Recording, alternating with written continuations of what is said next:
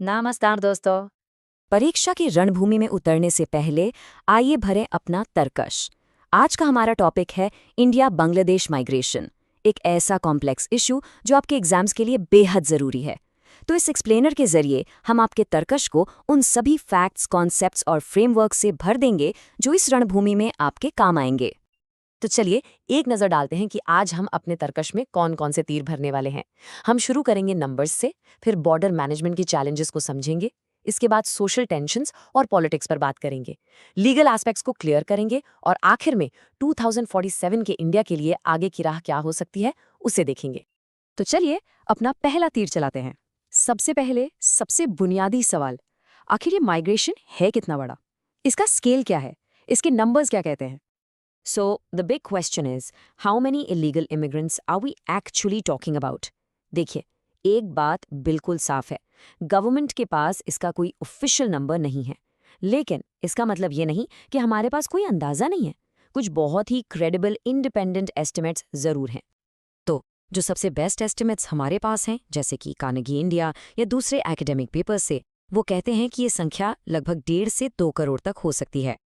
अब एक बात यहाँ ध्यान रखना बहुत ज़रूरी है, ये कोई घर घर जाकर की गई गिनती नहीं है। ये इनडायरेक्ट डेमोग्राफिक मेथड्स पर बेस्ड है और इसीलिए इन नंबर्स पर हमेशा पॉलिटिकल डिबेट चलती रहती है। तो सवाल ये उठता है कि आखिर लोग इतना बड़ा रिस्क लेकर बॉर्डर क्रॉस क्यों करते हैं? इसके पीछे कुछ बड़े कारण हैं। पहला, इकोनॉमिक पुश पुल फैक्टर।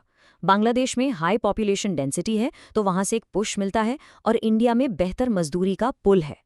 दूसरा, 1947 पार्टीशन और 1971 वॉर से बने हिस्टोरिकल और फैमिली कनेक्शंस। तीसरा, इन्वायरमेंटल स्ट्रेस। बांग्लादेश के डेल्टा इलाकों में नदियों का कटाव, साइक्लोन, ये सब लोगों को मजबूर करते हैं।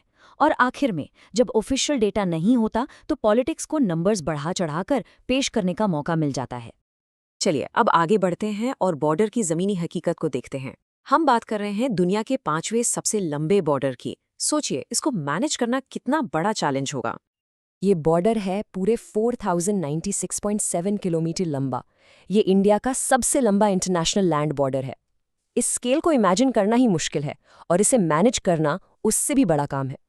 और अब जो आप स्क्रीन पर देख रहे हैं वो काफ़ी सरप्राइजिंग है। इस चार्ट को देखिए, इतने लंबे बॉर्डर का एक बहुत बड़ा हिस्सा, लगभग 864 किलोमीटर, अभी भी अनफेंस्ड है, यानी वहाँ बाढ़ नहीं है। और इसमें से भी 175 किलोमीटर तो ऐसे गैप्स हैं, नदियाँ, दलदल, जहाँ फेंसिंग करना प्रैक्टिकल ही नहीं है। ये टेबल दोस्तों, इसको बहुत ध्यान से देखिएगा। एग्जाम्स के लिए, खासकर मेंस के लिए, ये डेटा क्रूशल है। साफ दिख रहा है कि वेस्ट बंगाल के साथ सबसे लंबा बॉर्डर है, 2200 किलोमीटर से भी ज्यादा। इसका मतलब वहाँ चैलेंजेस भी सबसे ज्यादा कॉम्प्लेक्स हैं। तो बीएसएफ इस चैलेंज से कैसे निपट रही है? देखिए, ये एक तरह का कैट एंड माउस गेम है। घुसपैठिए नए नए तरीके अपनाते हैं, जैसे ऑर्गेनाइज्ड नेटवर्क्स और फेक आईडीज। तो बीएसएफ को भी अपनी स्ट्रेटजी बदलनी पड़ती है। पेट्रोल्स बढ़ा दिए गए हैं और अब टेक्नोलॉजी का भी भरपूर इस्तेमाल हो रहा है। ड्रोन्स, सीसीटीवीज और जैसे स्मार्ट फेंसिंग, यानी सीआईबीएमएस कहते हैं। पर ये आसान नहीं है। स्मगलर्स बीएसएफ पर हमले भी करते हैं और पुशबैक्स जैसे एक्शंस भी लिए जाते हैं, जैसा कि आप इन नंबर्स में देख सकते हैं। ओके, तो हमने बॉर्डर मैनेजमेंट की बात कर ली, लेकिन इसका असर बॉर्डर के इस तरफ हमारे देश के अंदर क्या हो रहा है? जमीन पर इसका ह्यूमन इम्पैक्ट क्या है? ये चार्ट देखिए, हर स्टेट की कहानी अलग है। असम, जहां एनआरसी के कारण ये मुद्दा हमेशा से आग की तरह सुलगता रहा है। वेस्ट बंगाल, जो एक बड़ा ट्रांजिट और स्मगलिंग हब बन चुका है। त्रिपुरा में तो डेमोग्राफिक प्रोफाइल ही बदल गई है।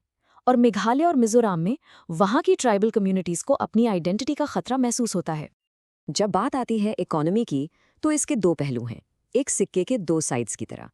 एक तरफ ये परसेप्शन है कि माइग्रेंट्स हमारे रिसोर्सेज पर बोझ हैं, जमीन पर, स्कूल्स पर, हॉस्पिटल्स पर। लेकिन दूसरी तरफ एक सच ये भी है कि ये लोग हमारी इनफॉर्मल इकोनॉमी का एक बहुत बड़ा हिस्सा हैं। कंस्ट्रक्शन हो या खेती, ये वहाँ काम करते हैं जहाँ लेबर की कमी है। और हाँ, जब वो कुछ खरीदते हैं तो जीएसटी जैसे इनडायरेक्ट टैक्सेस भी पे करते हैं।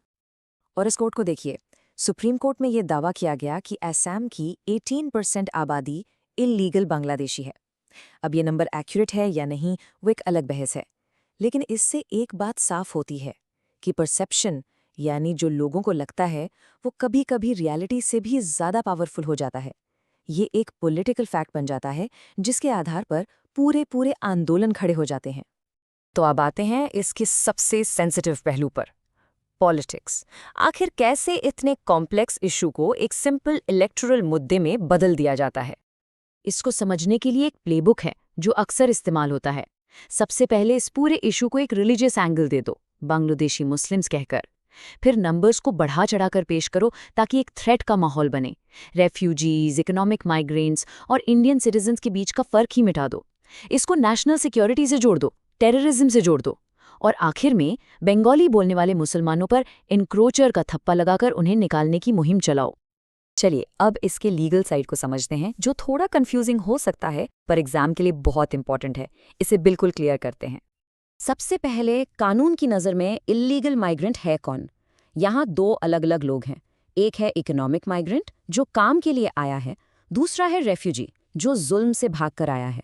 पर इंडिया के कानून के लिए ये दोनों एक ही हैं, दोनों फॉरेनर्स एक्ट के अंडर आते हैं। ऐसा क्यों? क्योंकि इंडिया ने 1951 के यूएन रेफ्यूजी कन्वेंशन को साइन नहीं किया है और हमारा अपना कोई नेशनल रेफ्यूजी लॉ है ही नहीं। और ये स्लाइड मेंस के आंसर राइटिंग के लिए गोल्ड माइन है। असम अकॉर्ड और सीएए, इन दोनों के बीच का फर्क आपको बिल्कुल क्रिस्टल क्लियर होना चाहिए। 3 चीजें याद रखिए, कट ऑफ डेट, क्राइटेरिया और जियोग्राफी। असम अकॉर्ड की डेट है 24 मार्च 1971। ये रिलीजन न्यूट्रल है और सिर्फ असम के लिए है। वहीं दूसरी तरफ सीएए की डेट है 31 दिसंबर 2014। ये रिलीजन स्पेसिफिक है और 3 देशों से आए लोगों पर लागू होता है। अब एक और ग्रुप है जिनको लेकर काफ़ी कन्फ्यूजन रहता है, रोहिंग्या। पहली बात, ये म्यांमार से हैं, बांग्लादेश से नहीं, हालांकि आते अक्सर बांग्लादेश के रास्ते हैं। दूसरी बात, इंडियन गवर्नमेंट उन्हें रेफ्यूजीज नहीं, इलीगल इमिग्रेंट्स मानती है। और तीसरी और सबसे अहम बात, पॉलिटिकल स्पीचेस में अक्सर उन्हें बांग्लादेशी मुस्लिम्स के साथ क्लब कर दिया जाता है, जिससे सिक्योरिटी को लेकर डर और बढ़ जाता है। तो हमने पास्ट और प्रेजेंट देख लिया, अब चलते हैं फ्यूचर की तरफ। जब इंडिया 2047 में आज़ादी के 100 साल मनाएगा तो इस बॉर्डर की तस्वीर कैसी होगी? हमारे पास 2 रास्ते हैं। पहला रास्ता है जैसा चल रहा है वैसा ही चलता रहे। इससे क्या होगा? क्राइम नेटवर्क्स और मजबूत होंगे, समाज में पोलराइजेशन बढ़ेगा और इंडिया की इंटरनेशनल इमेज खराब होगी। या फिर दूसरा रास्ता है एक कंपोजिट स्ट्रैटेजी, जिसमें बेटर डॉक्यूमेंटेशन हो, बांग्लादेश के साथ वर्क वीज़ा डील्स हों और सबसे ज़रूरी एक नेशनल रेफ्यूजी लॉ हो। इस रास्ते पर चलकर हम एक सिक्योर और स्टेबल बॉर्डर बना सकते हैं। तो आज का ये एक्सप्लेनर हम इसी एक सवाल पर ख़त्म करते हैं, एक बहुत ही बुनियादी सवाल। क्या कोई देश एक ही वक्त में सिक्योर भी हो सकता है और ह्यूमैनिटेरियन भी? क्या सुरक्षा और मानवता दोनों एक साथ चल सकते हैं? इंडिया बांग्लादेश माइग्रेशन के इस पूरे इशू का हल शायद इसी सवाल के जवाब में छिपा है। इस पर सोचिए ज़रूर।